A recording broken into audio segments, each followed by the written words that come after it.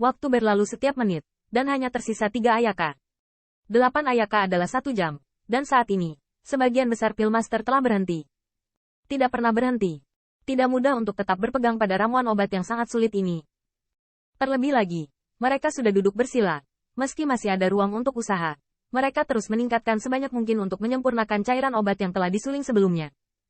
Bahkan jika Gongsun Yunyang, setelah beberapa saat ragu, tetap memilih untuk melepaskan bunga kristal es.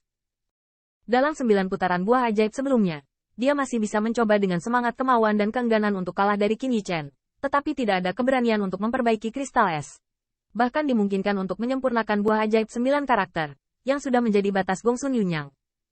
Saat ini, melihat siluet Qin Yichen, wajahnya tidak bisa tidak muram. HMPH, bahkan jika kamu bisa memurnikan kristal es, itu saja. Aku akan melihat betapa menyedihkannya kamu akan jatuh. Pada saat yang sama, saya melihat Zhong Qinglin menggigil, seolah membakar alisnya, menuangkan cairan obat dengan kristal biru di depannya ke dalam botol batu giok yang telah disiapkan. Melewati udara dingin dan dingin yang memancar dari waktu ke waktu tidak bisa tidak menakutkan. Memiliki pemahaman baru tentang alchemy Dao, tidak hanya mudah untuk menikmati pemandangan, bahayanya juga tidak kalah dengan martial Dao. Menyempurnakan hingga 70% sudah menjadi batasku. Jika saya tetap berpegang pada itu, kristal es mungkin akan mempengaruhi lautan kesadaran. Sambil berbisik, Zhong Qinglin masih kedinginan, dan kondisinya sangat tinggi. Melihat penampilannya, itu jauh lebih serius daripada tes pertama. Untuk merebut kembali kejuaraan, dia melakukan yang terbaik. Tapi apalagi kristal es, meski sudah 9 putaran, akan sulit untuk menyempurnakannya. Zhong Qinglin melirik Feng Fanyi dan menemukan bahwa itu masih disempurnakan, dan sudut mulutnya tergores, tetapi pada akhirnya dia mengangkat senyum percaya diri. Mungkin Fang Yi sedikit di atasku dalam hal memurnikan kristal es, tapi aku harus mendahuluimu dalam hal kecepatan. Saat berbicara, Zhong Qinglin melirik botol batu giok di depannya, memastikan bahwa itu benar, dan kemudian merasakan kekuatan rohnya yang hampir habis, menggertakkan giginya dengan keras, dan tiba-tiba menekan pintu masuk ke platform batu. Hai! Riak menyebar, mengumumkan akhir dari pemurnian Zhong Qinglin. Gerakan semacam ini tiba-tiba menarik banyak penonton untuk diam-diam bergumam. Lihat, Zhong Qinglin telah disempurnakan. Dan itu adalah yang pertama dari 3 yang berakhir. Dan dalam hal kecepatan, itu sudah memanfaatkannya. Di akhir permainan, Zhong Qinglin tidak melakukan kesalahan apapun. Apakah dia benar-benar ingin menang? Feng Yan juga meliriknya, dengan alis perak membeku sesaat. Di bawah pengawasan semua orang, keunggulan kecepatan Zhong Qinglin tidak palsu. Saat menilai, dia harus menambah poin. Keluarga Zhong benar-benar memiliki andil. Sejak itu, bahkan jika kemurniannya sedikit lebih rendah dari Fang Yi, dia memiliki kualifikasi untuk menjadi yang teratas. Penatua Pan Feng Tang mengerutkan bibir. Transmisi suara diam-diam, pihak-pihak kunci memiliki kelebihannya sendiri. Jika kita menyatakan Fang Yi sebagai juara, kita pasti akan kehilangan lidah. Lihat dulu, mungkin kemurnian Fang Yi lebih baik dari anak ini. Apapun itu, tetapi keluarga Feng mengetahui kekuatan 2 orang dengan baik, dan jelas di mata seluruh proses. Tentu saja jelas bahwa Feng Fanyi setidaknya sedikit di depan kemurnian itu saja. Sungguh, setidaknya tidak ada argumen yang sangat kuat untuk memeringkat Zhong Qinglin di bawah Feng Fanyi. Dan Zhong Qinglin hanya melengkungkan beberapa tetua dan berhenti berbicara, duduk bersila, sangat sulit untuk mendukung dan harus memulihkan kekuatan roh. Setelah waktu yang dibutuhkan untuk membakar 1 batang dupa, Feng Fanyi juga telah selesai memurnikan. Dan Feng Yan dapat dengan jelas melihat bahwa kemurnian cairan obat kristal es di tangan Feng Fanyi berada di atas Zhong Qinglin. Melihat ini, beberapa sesepuh menarik napas panjang. Tidak apa-apa, saya tidak kalah dari anak itu. Bahkan beberapa orang telah memikirkan waktu.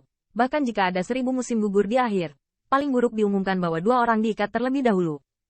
Namun, dalam tes tahap pertama, Zhong Qinglin hanya yang kedua. Dengan cara ini, Feng Fanyi masih menduduki peringkat pertama. Dan tetap menjadi pemimpin yang unik dan tak tertandingi. Namun, ketika nada hampir tidak turun, dia melihat Feng Tang mengerutkan kening dan berkata, baiklah, lihat, anak laki-laki bernama Qin ini masih terjadi. Beberapa orang mendengar ini dan mengalihkan pandangan mereka, bukan? Qin Yichen masih menyempurnakan kristal es. Dan ketika rasa dingin itu mencair, hanya menyisakan cairan obat biru jernih tanpa celah, Feng Yan tidak bisa menahan keterkejutannya, dan pikirannya tak terbayangkan. Anak ini, pasti lebih baik dari Fang Yi dengan kemurnian. Bagaimana ini bisa terjadi? Tidak mungkin. Bahkan jika prestasinya begitu tinggi, cepat atau lambat alam tidak akan mampu menahannya.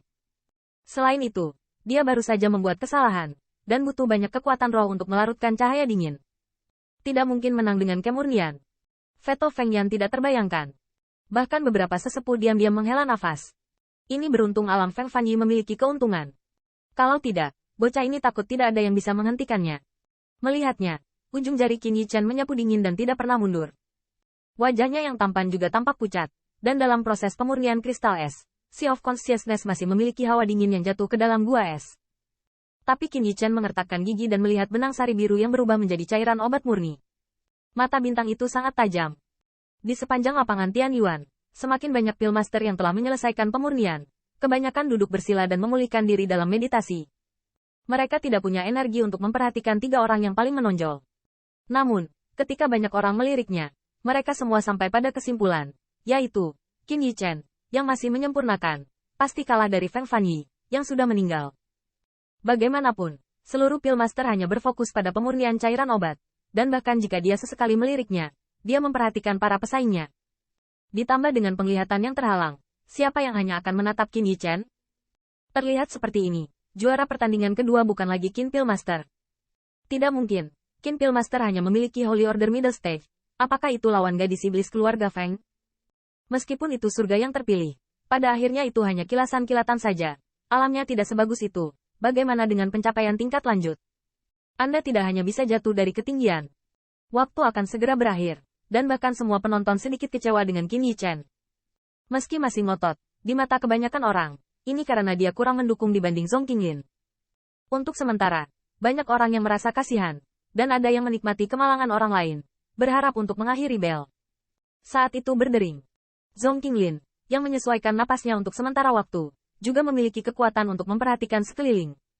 Ketika dia melihat bahwa Qin Yichen sudah memurnikan kristal es, dia tidak dapat menahan rasa bangganya.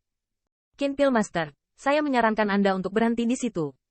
Ada beberapa celah yang tidak bisa diisi oleh dukungan keras. Terlepas dari apakah Qin Yichen dapat mendengarnya, Zhong Qinglin menghela nafas sambil mengurus urusan mereka sendiri. Seolah-olah itu adalah deklarasi memenangkan kejuaraan.